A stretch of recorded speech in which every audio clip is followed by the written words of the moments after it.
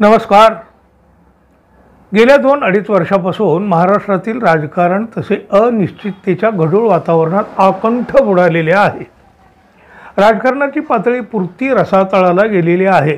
अर्थातच सामान्य माणूस देखील या राजकारणाला वैतागलेला आहे. एवढ्या खालच्या दर्जाचे राजकारण यापूर्वी कधीही घडलेले नाही, या महाराष्ट्राने पाहिलेले नाही. त्यामुळे हे अगदी सगळं विचित्र वाटायला लागलेलं आहे. अहो, लोक कोणाला मतं देत आहेत, कुठल्या पक्षाला मतं देत आहेत आणि निवडून आलेला तो नेता त्याला वाटेल त्या पक्षात निघून जात आहे. कसली आली विचारधारा आणि कसली संस्कृती. अहो, सुसंस्कृत म्हणून ज्या पक्षाची ओळख कधी काळी होती, आज काय चाललंय. महाराष्ट्राच्या राजकारणात गेल्या काही महिन्यामध्ये अशा काही घडामोडी घडल्या आहेत ज्यामुळे राज्याच्या राजकारणात कधी काय घडेल हे सांगता येणे आता कठीण झालेलं आहे. अशातच आता शरद पवार यांच्या गटातील रोहित पवार यांनी एक खळबळजनक दावा केला आहे. या दाव्यामुळे अनेकांच्या भुवया उंचावल्या आहेत. पुन्हा एकदा महाराष्ट्राच्या राजकारणात काहीतरी मोठं घडणार असे संकेत मिळायला लागलेत. पहाटेचा शपथविधी हा महाराष्ट्राला बसलेला असाच एक धक्का होता.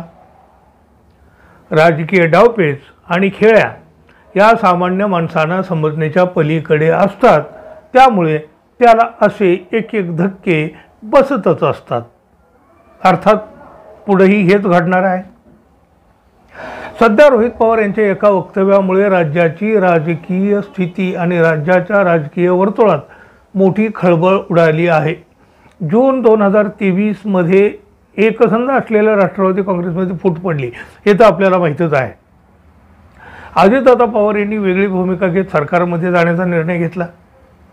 यामुळे राष्ट्रवादी काँग्रेसमध्ये शरद पवार यांचा गट आणि अजितदादा यांचा एक गट असे 2 गट पडले. दरम्यान अजितदादा पवार यांच्या समेत जे आमदार सत्तेत सामील झाले आहेत त्यांच्याबाबत रोहित पवार यांनी एक मोठा दावा केला आहे. यावरून सध्या राज्याच्या राजकीय वर्तुळात पुन्हा एकदा वेगवेगळ्या चर्चांना उधाण आलं आहे. हल्ली काय हो, रोज काहीतरी घडतंच आणि त्याची चर्चा होतच असतात. राज्याच्या विकासाच्या, सामान्य माणसांच्या अडचणीच्या चर्चा कधी होताना दिसत नाहीत. यथा राजा तथा प्रजा. रोहित पवार यांनी अजितदादा यांच्या समवेत गेलेल्या आमदाराबाबत एक मोठा दावा केला आहे. लोकसभा निवडणूक पार पडल्यानंतर अजितदादा यांच्या समवेत गेलेले राष्ट्रवादीचे 22 आमदार परत शरद पवार यांच्या गटात सामील होणार आहेत असा दावा आता रोहित पवार यांनी केला आहे. रोहित पवार यांच्या या वक्तव्यामुळे राज्याच्या राजकीय वर्तुळात पुन्हा वेगवेगळ्या चर्चांना उधाण आलं आहे, खळबळ उडाली आहे. या वक्तव्यानंतर अनेकांच्या भुवया देखील उंचावल्या आहेत. पुन्हा महाराष्ट्राच्या राजकारणात पडद्यामागं काहीतरी मोठं घडतंय की काय अशा चर्चा आणि शंका आता पाहायला मिळायला लागल्या आहेत. या दाव्यामुळे भविष्यात महाराष्ट्राच्या राजकारणात पुन्हा काहीतरी मोठी घडामोड होते का आता खरोखरच हे आता पाहण्यासारखं राहणार आहे. दरम्यान रोहित पवार यांनी आगामी लोकसभेसाठी एकनाथ शिंदे यांच्या गटाला 10 जागा आणि अजितदादा यांच्या गटाला 4 जागा मिळतील असा दावा केला आहे. अर्थात भाजप आपल्याकडे अधिक जागा घेणार आहेत काही शंका असायचं कारणच नाही. पण शिंदे आणि अजित पवार यांना त्यांना हव्या तशा जागा मिळणार नाहीत हे देखील तितकं स्पष्ट आहे. विशेष म्हणजे शिंदे गटाच्या काही जागावर देखील भाजपचा डोळा आहे हे पुन्हा पुन्हा समोर येत आहे. त्यामुळे अंतर्गत धुसफूस सुरूच आहे. त्यात अशा काळात रोहित पवार यांनी राष्ट्रवादीबाबत केलेलं विधान मोठ्या चर्चेचं ठरलेलं आहे. अजित पवार गटातला एक नेता आमदार एकत्रित करतोय. 10 ते 12 आमदार आहेत ते भाजपच्या चिन्हावर लढायचं म्हणत आहेत. राहिलेले 22 आमदार हे वेगळी भूमिका घेतील. त्यांचं म्हणणं असेल की शरद पवारांसोबत चला. मग त्यांच्या पक्षात राहील कोण असा सवाल करत रोहित पवार यांनी अजित पवार गटाबाबत मोठा गौप्यस्फोट केला आहे. मात्र अजितदादा यांची भूमिका त्यांच्या पक्षातील साऱ्या लोकांना मान्यच असेल असे होणार नाही असे रोहित पवार यांनी एका मुलाखतीत म्हटले. महायुतीला 18 ते 20 जागा मिळतील आणि महाविकास आघाडीला 30 जागा मिळतील अशी भविष्यवाणी देखील रोहित पवार यांनी केली आहे. दरम्यान सुप्रिया सुळे यांनी आपल्या पक्षाबाबत आणि पवार कुटुंबाबाबत एक महत्त्वाचं वक्तव्य केलं आहे.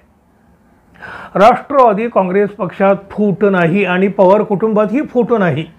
आमच्या कुटुंबात जे काही होतं त्याला प्रायव्हसीचा अधिकार आहे. मला शरद पवार रोहित पवारांना तो अधिकार नाही, पण आमच्या उर्वरित कुटुंबियांना प्रायव्हसीचा अधिकार आहे. त्यामुळे आमच्या कुटुंबात कौटुंबिक वेळात ज्या काही गोष्टी होतात त्या अर्थातच सांगता येणार नाहीत. आता तुम्ही तुमच्या बायकोशी काय बोलता हे थोडंच मला सांगणार आहात, असं सुप्रिया सुळे म्हणाल्या आहेत. एकतर मी लोकशाहीमध्ये काम करते, मी माझं वैयक्तिक संबंध कधीच लपवलेले नाहीत. माझे वैयक्तिक संबंध सगळ्याच पक्षाच्या लोकांसोबत असतात, कारण मी लोकशाहीवर विश्वास ठेवणारे आहे. त्यामुळे माझे सगळ्यांचे राजकीय आणि वैचारिक मतभेद आहेत.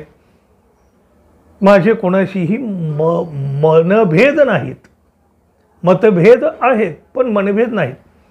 लोकशाही आहे, प्रत्येकाला मत मांडण्याचा अधिकार असतो.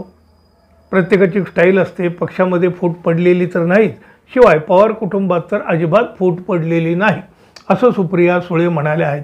यामुळं आधीच वेगळी चर्चा सुरू झालेलीच आहे आणि आता त्यात रोहित पवार यांनी हा दावा केला आहे.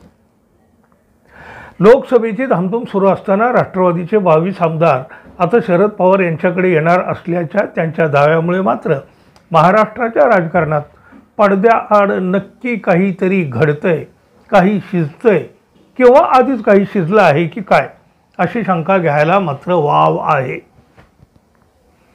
महाराष्ट्राचं राजकारण आहे, असे धक्के तर बसत राहणारच आहेत. रोहित पवार म्हणतात त्याप्रमाणे 22 आमदार परत शरद पवार यांच्याकडे येतील काय? तुमचा काय अंदाज आहे? कॉमेंट बॉक्समध्ये तुमचा अंदाज व्यक्त करा. चॅनलला सबस्क्राईब केले नसेल तर जरूर करा. बेल आयकॉनचे बटनही दाबा. एक लाईक जरूर करा, शेअर करा. धन्यवाद. पुन्हा भेटूच. तोपर्यंत नमस्कार.